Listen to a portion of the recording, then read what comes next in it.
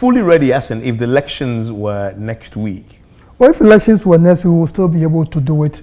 The reason why we'll still be able to do it is that, with the exception of the AHAFO and voter reasons, which we announced last week, that because of certain issues we've identified with the serial numbers, we're going to have them printed again in another printing house. Apart from that, and those who are printing too, we have strong evidence that this week they should be able to finish for us to transport them to the various regions.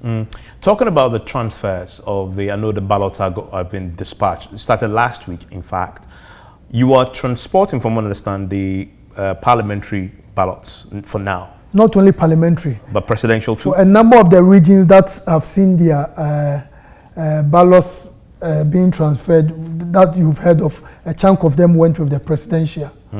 But not all went with the presidential. Don't forget that not all, but almost about 80% of them, both the parliamentary and the presidential, are in the regional Doesn't mean that in capitals. some cases the presidential ballot papers aren't ready, and that's why they had not gone. Unfortunately, when the flag bearer of the Ghana Freedom Party passed on to glory, we had printed over 90% of the presidential ballots. So as soon as that embargo was lifted, a number of them were able to finish even in that same week. And those who have not finished, as we speak now, the actual printing has completed, but what is being done has to do with the checking of the ballots. So in effect, over 90% of them have completed the work. Okay.